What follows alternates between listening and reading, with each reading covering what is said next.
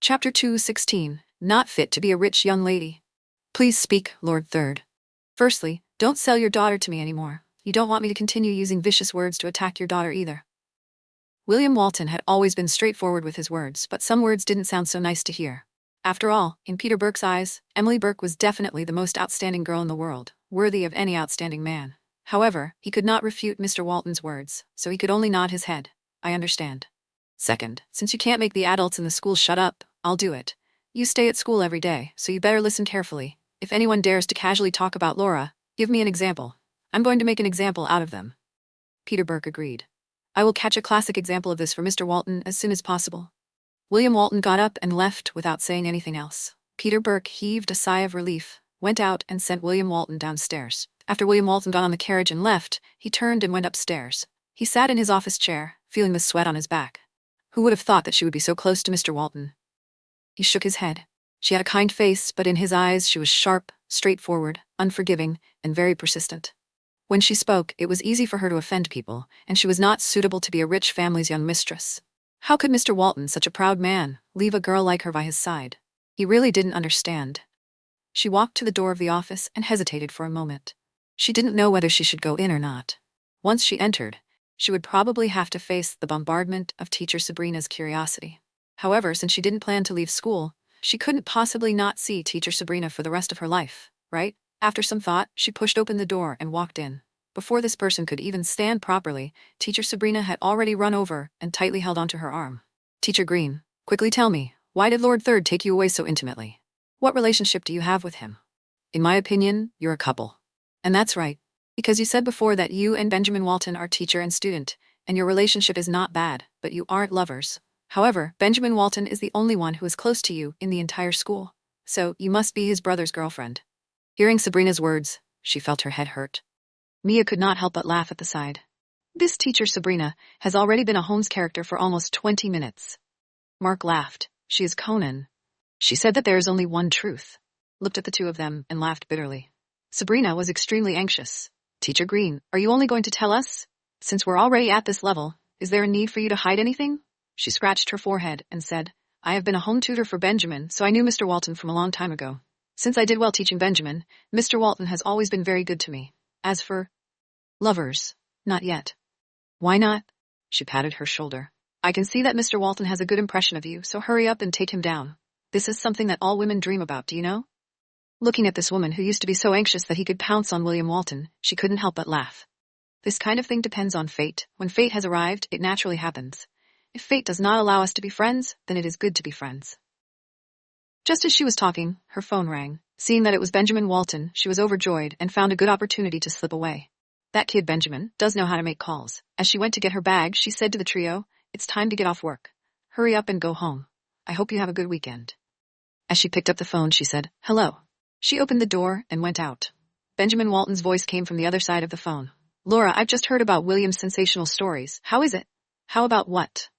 Are you moved? Benjamin Walton laughed sinisterly. What's there to be moved about? She's scared to death, okay?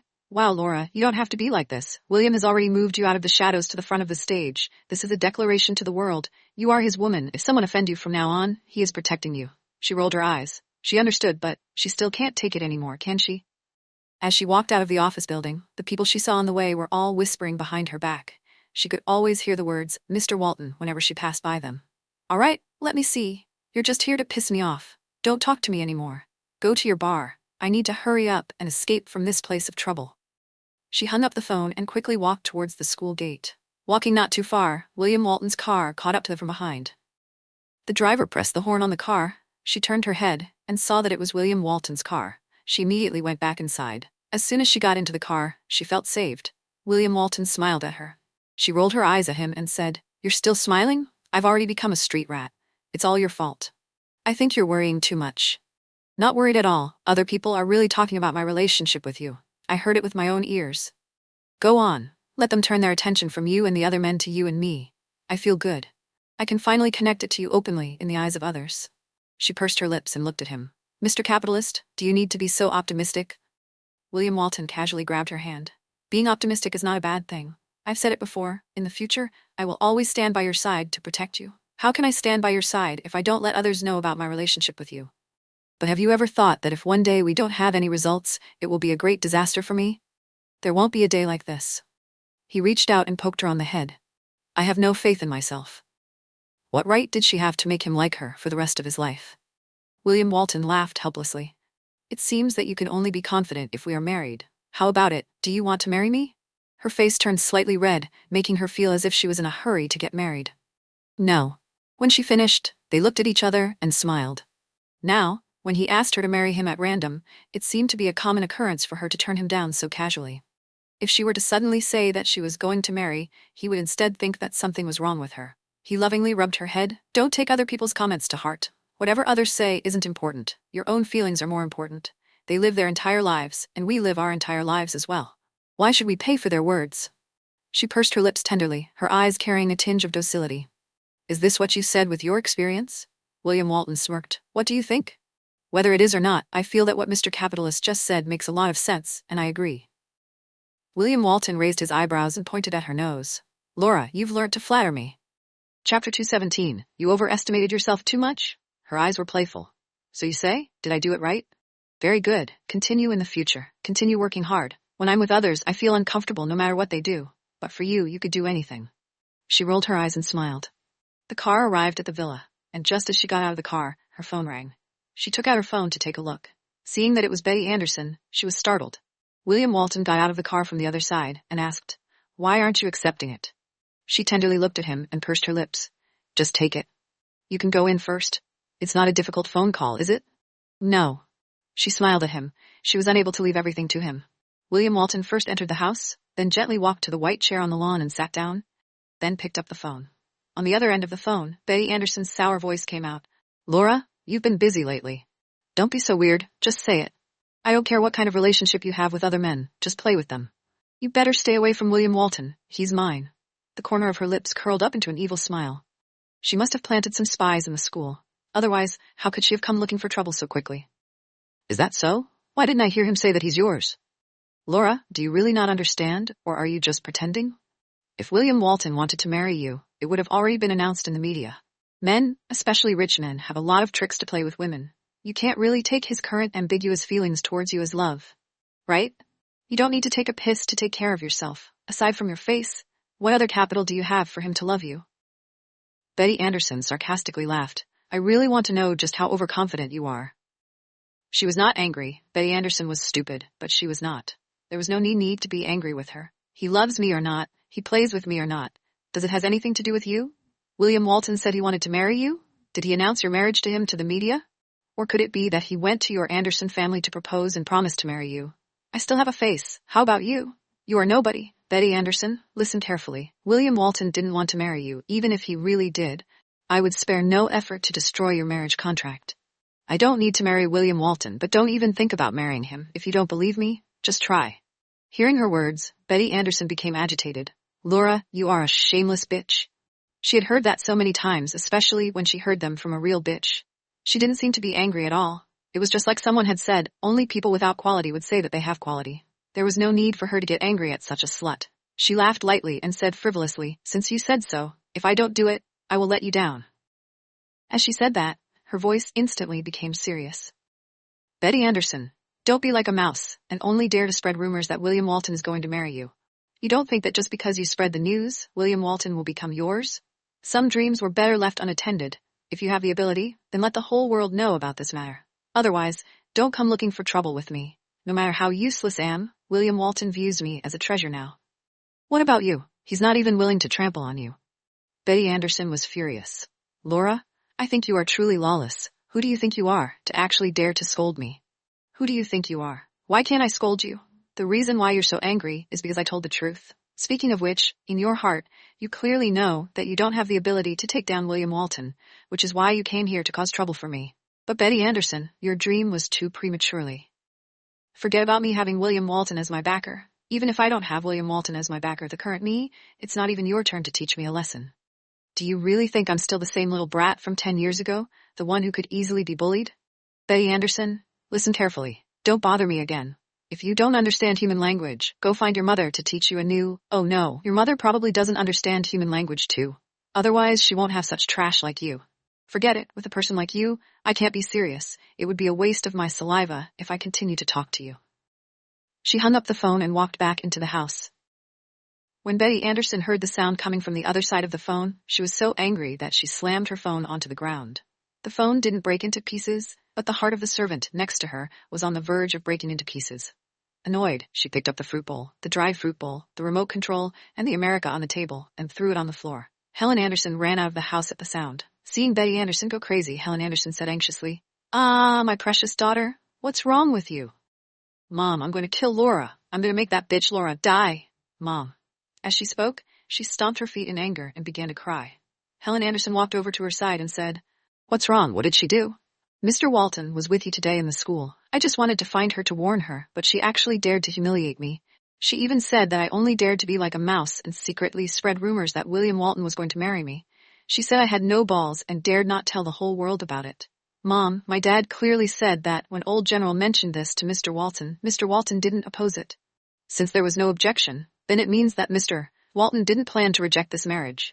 It's been so long, but Mr. Walton still hasn't moved. Don't tell me he's waiting for me to take the initiative." Lord Third couldn't have forgotten what he said about old General, right? Otherwise, why would he be so intimate with her? "I really hate that slut. I really am going to be angered to death by her." All right, calm down. Is it worth getting angry at those people that can't even get on the stage? Didn't I tell you before? Although Mr. Walton didn't take the initiative to look for you, he also did not announce his relationship with Laura. He just plays with her. It's a common occurrence. I don't believe that a high and mighty person like William Walton would be willing to marry an illegitimate daughter who cannot bear to see the light of day. You have to know that you are the precious daughter of the Anderson family, and there's no way that she can compare to you." Hearing her mother's words, Betty Anderson's heart felt a bit better. She looked at her mother in displeasure. "Then what do we do? What if Mr. Walton really took a fancy to that fox spirit? It should be known that Laura is the daughter of that vixen. The child of a rodent can bore a hole through it, and her mother has stolen your man, so I can't let Laura steal my man." Helen Anderson raised her eyebrows. "Your words make sense. Your father and your brother both told us not to act rashly, but I think we can't wait for this. We have to take the initiative." Chapter 218, Sick. Betty Anderson took a step forward and had already gotten rid of his previous anger. "Mom, do you have a good idea? Didn't she say that we don't have the ability to let the whole world know about this? Then we will do as she says and let the whole world know about this. I don't believe that William Walton can reject old General's request in front of everyone." Betty Anderson frowned. "You mean, let him help us?" "The old Gramps is a righteous man. If Mr. Walton does not agree, he wouldn't speak up for us in front of the media, but we can bring up this matter in the name of the old General." As Helen Anderson spoke, she whispered a few words into Betty Anderson's ear. Betty Anderson raised her eyebrows and revealed an evil grin. After she returning to her room, William Walton had just finished changing. He asked, "Who called you? You chatted for so long." "Laura did not lie? Betty Anderson. Did she find fault with you again?" She smiled. "Do whatever she wants. Her evil words can't hurt me now anyways. Since the dog is barking at me, I can't possibly imitate it, right?" Hearing her words, William Walton could not help but laugh. "It's good that you're not angry. Go upstairs to change and come down to eat," she answered and went upstairs. The dinner was as sumptuous as usual. She didn't know why, but her appetite had always been good. After taking 2 bites, she felt her stomach churn. She picked up the food, then put it down. It seemed as if she was barely able to eat them. William Walton asked, "What's wrong? You don't like them?" She shook her head. "No, Auntie's cooking has always been very delicious." "Then why didn't you eat well tonight?" Thinking about it, she said, "It's probably because of the food I ate this afternoon before we went to the basketball court to wait for you this afternoon. I ate something. I don't feel hungry at all." "You still dare to eat street food?" William Walton frowned. "That kind of thing is as dirty as it can be. Have you forgotten the consequences of eating takeout last time? It's fine. It's better not to see it." "Laura, where did all this nonsense come from? Dirty is dirty. How can it be clean just because you can't see?" William Walton slanted her. "You are not allowed to eat that kind of food in the future. Last time, when I ate the street food at the side of Big City Home, I got acute enteritis all the time. Have you forgotten about this?" When she thought of the shop, she asked, "Oh right, that stall was forced to close. This has nothing to do with you, right? It was I who did my duty as a citizen to report that booth, so they were investigated. As for why they disappeared, it must be because they sell unclean food. If it meets the sanitary request, the booth will not be closed down," she said in a speechless manner. "You really? I heard that the owner of that shop relies on it to support his family. With so many people eating there, they are fine. Since you felt uncomfortable, you should blame yourself for not being healthy and strong enough. Why do you always have to go against me? I don't want you to eat dirty food, or is it my fault?" She felt guilty. That is not what I mean. I just feel that it is fine someone else eats it, but you don't. It's not good for you to ruin that boss's livelihood just by yourself. What kind of theory is this? What he made is food. No one would forbid him from doing this, but he didn't even care about the health of others. Could it be that he was the one who ruined his own business? It's fine if you don't thank me for helping the innocent, but why are you blaming me? His words were very reasonable. However, his tone of voice... She raised her eyebrows. Are you arguing with me? Not really. Men who quarrel with their women are all bad men. I just want to change the wrong thoughts in your head. It's not a bad thing to be kind enough to appreciate others.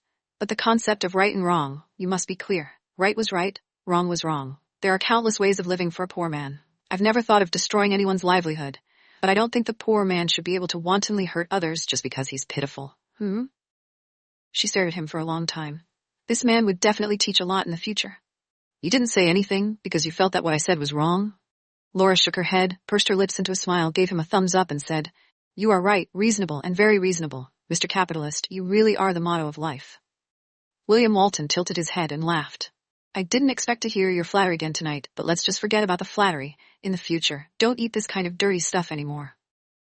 But what can we do? I occasionally like to eat this kind of food. Besides, we're all in the same office and everyone else is eating it. If I don't want to eat it, isn't that a bit too unreasonable? William Walton laughed. That's easy. He turned around and said to the butler not far away, Go and find a master of the street food. When Laura wants to eat it, have him specially come over to serve her. All right, Lord Third. The butler turned around to make the arrangements. She was frightened by his words. Don't, this is so troublesome. There's no trouble. People all have the urge to eat and they like to eat.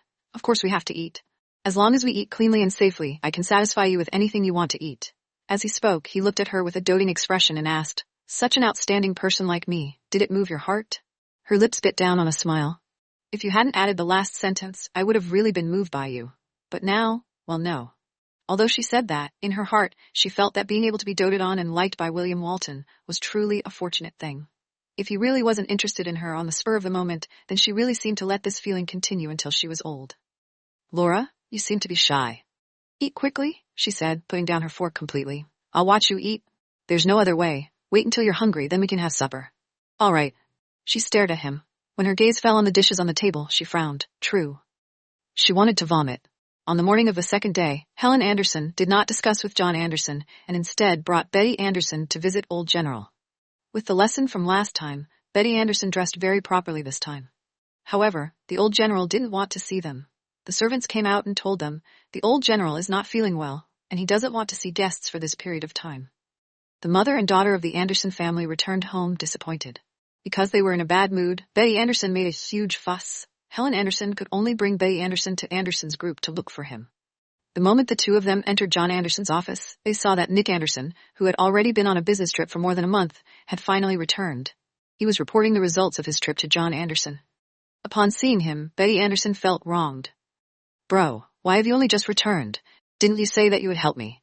But Mr. Walton is about to get snatched away by that slut that you spoiled? What are you going to do about it? Chapter 219. Did she really think she was a fairy from the heaven? Hearing Betty Anderson sobbing, Nick Anderson could not help but frown. Betty Anderson, you are noisy. What are you talking about? Don't say something like that. She is your sister. Look, I only said something bad and you'll speak for her. She's a fox spirit. Not only did she seduce men, she even took over my big brother. I really hate this fox spirit to death. In the future, you can't call her my little sister. I, Betty Anderson, don't have a little sister like her. She's a bastard, a bitch. You shut up. Nick Anderson was already extremely busy due to the company's matters. He had originally planned to chat with Laura after reporting his work to his father. After not seeing her for a long time, he truly missed her. Before he finished his work, his mother had brought Betty Anderson over. Betty Anderson spoke rudely and did not listen to his persuasion. To be honest, even he could not stand this kind of unruly young miss, not to mention William Walton.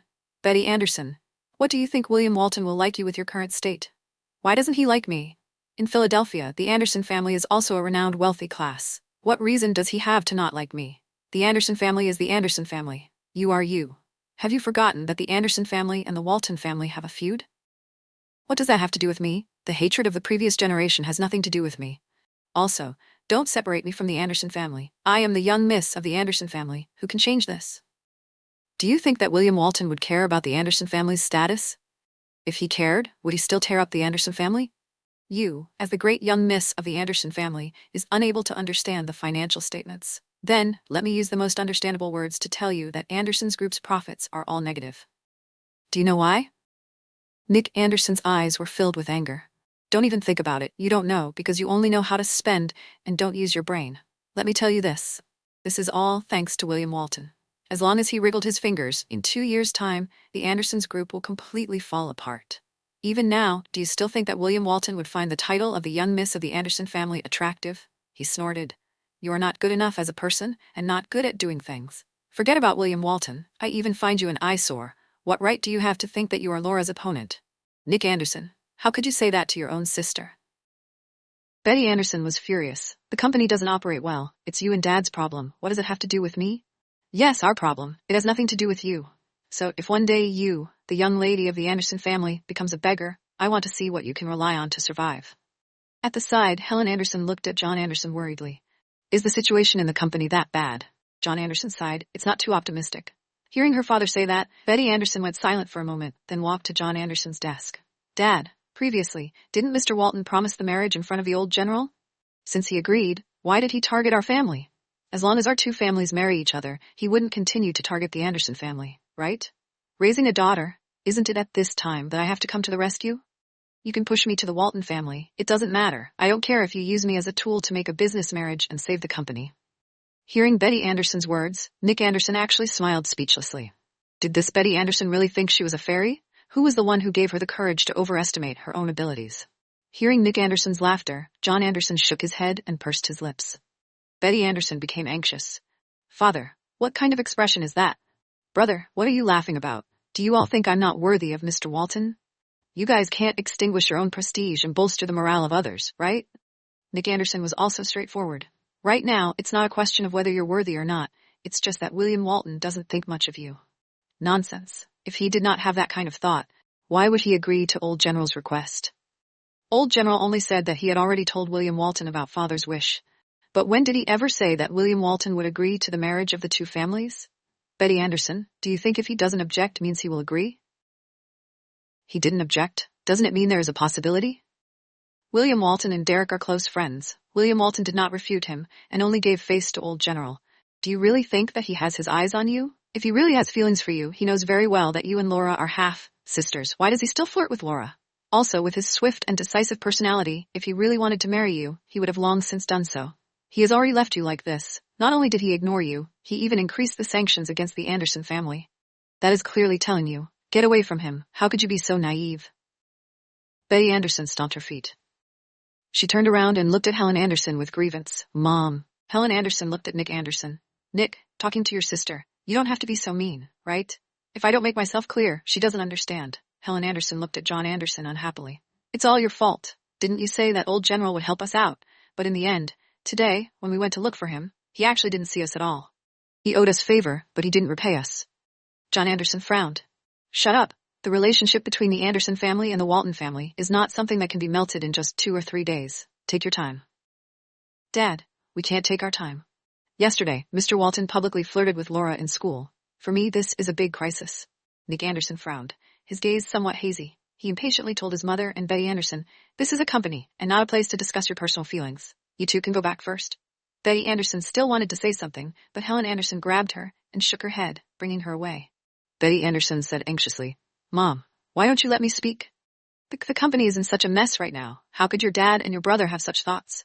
The problem with Laura is a grudge between women. We can solve it ourselves. How? Now, even the Old General does not allow us to borrow strength from him. Then we will rely on ourselves. At that time, since Old General did not make things difficult for us, we have the leeway. Do you already have a plan? Helen Anderson pursed her lips.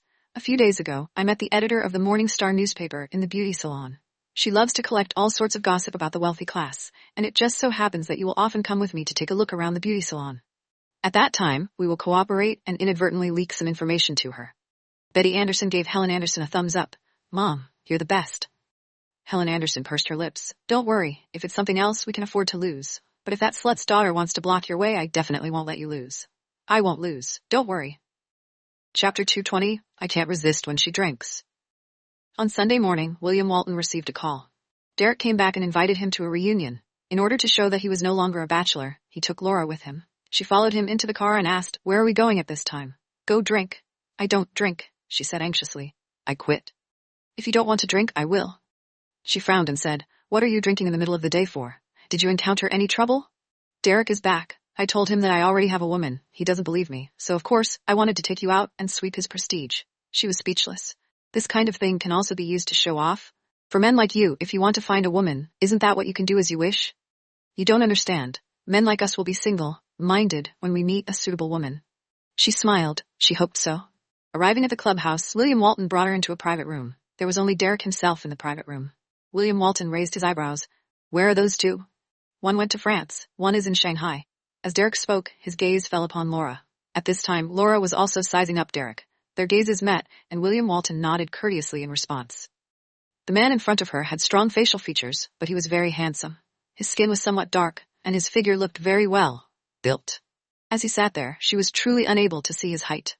William Walton sat beside him, and the two of them seemed to be of equal height, so he should be as tall as William Walton. Seeing that Laura was still looking at Derek, William Walton said, "Darling, what are you looking at?" "Darling?" This form of address caused a layer of goosebumps to appear on Laura's body. She looked at William Walton, speechless. Seeing her expression, William Walton could not help but laugh.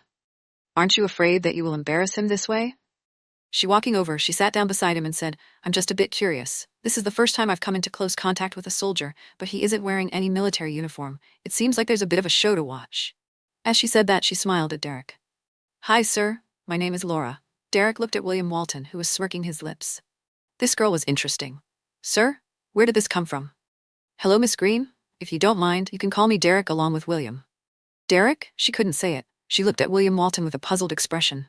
"Calling him sir, isn't that right?" William Walton restrained his laughter. "Derek is a battalion commander. If you feel that calling him Derek is awkward, you can call him battalion commander." "This last name?" She smiled. "Battalion commander, I've heard a lot about you," Derek said calmly. "It seems that I am quite famous in Philadelphia." William Walton raised his eyebrows. "That's courtesy you don't understand? In my opinion, Miss Green is not like you evil merchants. You're the only one with a uniform. You're the only one who's righteous." Hearing the two of them talk back to each other, a smile appeared in her eyes. It was rare for her to see William Walton fighting against others. He was even very serious in front of Jack, but last time, he was also very relaxed with his friend. So, it turned out that the four young masters were on good terms with each other. Their reputation was deserved. She was honored to be able to witness such a scene. After William Walton finished talking, he naturally placed his hand on her shoulder.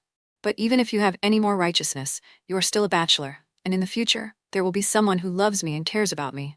We are no longer the same." Derek rolled his eyes at him, raised his wine cup, and drank. Laura Green automatically matched a sound in her heart, KO. She nudged William Walton's lower abdomen with her elbow, reminding him not to be too arrogant. After all, yes, you are popular among women. That is something I am envious of too. Miss Green, you must be careful of this man. He is so unreliable. She looked at Derek's smiling face, then looked at William Walton. KO. William Walton stared at him. "Brat, you are starting to attack me personally. You're breaking the rules. What I said was the truth. How could it be considered a personal attack? Am I unreliable? The bees you recruited, they all came to my house, don't you think?" William Walton hugged. "What bees? You've made it clear to me." If he did not say it out loud, wouldn't Laura the little girl be thinking too much again? Derek acted like he was scheming and stared at him for a long time. This brat, he stirred up true feelings this time. "When I came back last night, I went to see my grandfather. My grandfather said that he caused you some trouble, so in order to repay the debt, he tied the strings with the young lady of the Anderson family. In the end, yesterday, the young lady of the Anderson family came to find him with her mother. Ever since her grandfather passed away, my family's old man and his family have had very little interaction. Now that Madame Anderson brought her daughter to meet my grandfather, why do you think she did it for?" William Walton's face turned cold. "They are really shameless. Of course, my grandfather didn't see them with the excuse of not feeling well. If the Anderson family is smart enough, they should know that my grandfather doesn't plan to interfere in their family's matters anymore. But it is said that the lady of the Anderson family is very concerned about you, and told everyone that you are going to get married. When my grandfather heard this, he was also furious, regretting that he mentioned this to you," Derek said as he raised his eyebrows. "Although my grandfather was the one who pulled the strings, Miss Anderson loved you first, and my grandfather did this later. Don't you think that you are unreliable?" William Walton slanted him. "Even if I want to be with someone, it won't be one from Anderson family." She sat at the side. She felt slightly embarrassed. Derek felt that this topic could be stopped once again. He picked up the bottle and poured her a glass. She said, "Mr. Carter, I'm sorry. I don't drink." Derek Carter looked at William Walton. William Walton shrugged his shoulders. "She really cannot drink. Once she drinks, I won't be able to resist." Derek could not help but laugh. "In this world, are there people that you can't resist?" "There is. I am not afraid of taking my life, but I am afraid of someone taking my kidney." Her face instantly turned red. She turned her head away from William Walton as she thought. This guy told everything. Derek understood in an instant. He knew that William came here for two reasons. One was to show off to him, and the other was to provoke him. It was rare for him to come back for a drink, yet this guy still wanted to give him a stumbling block. He really was an unscrupulous businessman. Two men were drinking and chatting. She didn't drink wine, so it was quite comfortable for her to sit by the side and drink fruit juice. At first, she was still listening to their conversation, but in the end, she really didn't understand what they were talking about. She simply sat on the side and let her imagination run wild. There was only one question on her mind. Just now, Battalion Commander Carter said that the mother and daughter of the Anderson family had gone to find Old General. They still wanted to persuade Old General? What if Old General agreed to their request? When she thought of tying Betty Anderson and William Walton together, she felt extremely displeased.